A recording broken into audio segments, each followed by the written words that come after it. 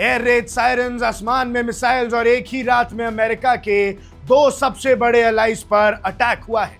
ये कोई फिल्म का सीन नहीं है, ये हकीकत है कुवैत और बहरीन की। और ये ईरान का सीधा जवाब है यूनाइटेड स्टेट्स को कि भैया जंग में हमें किसी से कम मत समझना। और ये जो सीज फायर हुआ था, इस दौरान हमने अपनी ताकत को दोगुना कर दिया है। लेकिन बड़ा सवाल ये है, क्या मिडिल ईस्ट अब एक ऐसी जंग की तरफ बढ़ रहा है जिसे रोकना नामुमकिन है और मिडिल ईस्ट में भी एक प्रोलॉन्गेटेड वॉर की शुरुआत हो चुकी है? इस पूरे स्पाइरल के पीछे की ऐसी कौन सी कहानी है जो आम हेडलाइंस में दब गई, वो इस वीडियो के अंदर मैं आपको डीपली डिकोड करके समझाने वाला हूं। थर्सडे की सुबह जब पूरी दुनिया सो रही थी, तब ईरान के इस्लामिक रेवोल्यूशनरी गार्ड कॉर्प्स ने एक मैसिव जॉइंट ऑपरेशन लॉन्च किया। डजन्स ऑफ मिसाइल्स और सुसाइड ड्रोन्स एक साथ आसमान में छोड़ दिए गए। और टारगेट कौन थे?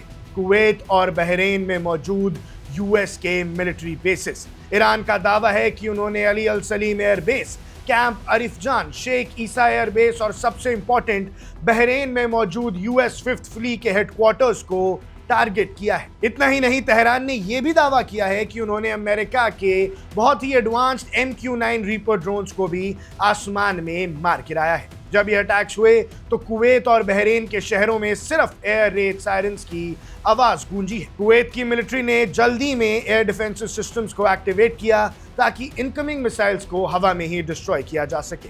वहीं बहरीन की इंटीरियर मिनिस्ट्री ने अपने सिटीजन्स को अर्जेंटली शेल्टर होम्स में जाने के ऑर्डर्स दे दिए हैं। ईरान ने इस तबाही को सिर्फ एक फर्स्ट स्टेज यानी पहला कदम कहा है। अब सोचिए, अगर ये सिर्फ पहला कदम है तो आगे क्या होने वाला है?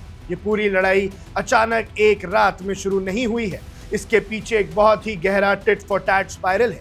ईरान का कहना है कि ये अटैक उन्होंने शौक में नहीं किया, बल्कि ये बदला है। किस बात का बदला? इस अटैक से ठीक कुछ घंटे पहले अमेरिकन फाइटर जेट्स ने ईरान के सदर्न कोस्ट पर भारी बम्बार्टमेंट की थी। वॉशिंगटन के मुताबिक उन्होंने स्ट्रेट ऑफ होर्मुज के पास ईरान के रेडार साइट्स, एयर डिफेंसेस और IRGC के नेवल वेसल्स को तबाह किया था। अब आप पूछेंगे कि अमेरिका ने ईरान पर पहले अटैक क्यों किया? तो यूएस का दावा है कि ईरान ने स्ट्रेट ऑफ होर्मुज से गुजरने वाले इंटरनेशनल कमर्शियल ऑयल टैंकर्स पर हमला किया था, इसलिए उन्हें मजबूरन एक्शन लेना पड़ा। दोनों साइड्स के पास अपनी अपनी कहानी है और दोनों ही दावा कर रहे हैं कि सीज फायर को पहले सामने वाले ने तोड़ा। यहाँ पर सबसे बड़ा ट्विस्ट आता है, ये सारी तबाही तब हो रही है जब सिर्फ कुछ ही हफ्ते पहले दोनों देश एक कॉम्प्रोमाइज पर पहुंचे थे। एक फ्रजाइल ट्रूस हुआ था जिसे इस्लामाबाद अंडरस्टैंडिंग कहा जा रहा था। सबको लगा था कि शायद अब यूएस और ईरान का कॉन्फ्लिक्ट थोड़ा शांत हो जाएगा, लेकिन वो उम्मीद अब पूरी तरह से अनरावल हो चुकी है, मिट्टी में मिल चुकी है। बात सिर्फ जियोपॉलिटिक्स की नहीं है, टाइमिंग की भी है। ये पूरा एस्केलेशन ऐसे वक्त पर हो रहा है जब ईरान के सुप्रीम लीडर के फ्यूनरल प्रोसीडिंग्स चल रहे हैं। तेहरान का आरोप है कि वॉशिंगटन जानबूझकर इस मॉर्निंग पीरियड में मिलिट्री प्रेशर बना रहा है ताकि उनका ध्यान भटकाया जा सके। और आग में घी डालने का काम किया यूएस के एक नए डिसीजन ने, जहां उन्होंने ईरान के ऑयल सैंक्शंस वेवर कैंसिल कर दी। यानी अब ईरान इंटरनेशनली अपना तेल नहीं बेच पाएगा। सोचिए, एक तरफ देश में मातम है, दूसरी तरफ इकोनॉमिक दलदल और तीसरी तरफ बॉर्डर पर युद्ध। ईरान के पास खोने को कुछ बचा ही नहीं था। अब आते हैं सबसे क्रिटिकल पॉइंट पर कि आगे क्या होगा। ईरान की IRGC ने सिर्फ अटैक करके छोड़ नहीं दिया, उन्होंने क्लियर चेतावनी दी है कि अगर अमेरिका ने पलटवार करने की कोशिश की तो ये जंग सिर्फ दो देशों तक महदूद नहीं रहेगी। पूरे रीजन में जितने भी अमेरिकन बेसिस हैं, चाहे वो UAE हो, सऊदी अरब हो या कतर हो, उन सबको टारगेट बनाया जाएगा और वो काम शुरू भी हो गया है। कुवैत ने इस अटैक की कड़ी निंदा की है और इसे रीजनल स्टेबिलिटी के लिए एक बड़ा खतरा बताया है। वहीं अमेरिका ने अभी तक खुलकर ये नहीं बताया कि उनका कितना नुकसान हुआ है और कितने सोल्जर्स जख्मी हुए हैं। एक बात तो साफ है, स्ट्रेट ऑफ होर्मुज जहां से दुनिया का 1/3 ऑयल सप्लाई गुजरता है, वो अब फिर से वॉर जोन बन चुका है और बहुत जल्द इसका असर हमारी जेब पर भी पड़ता दिखेगा। ये रास्ता ब्लॉक हुआ तो फिर से ग्लोबल इकोनॉमी का क्या हाल होगा, इसका अंदाजा आप लगा सकते हो क्योंकि आप वो देख चुके हो।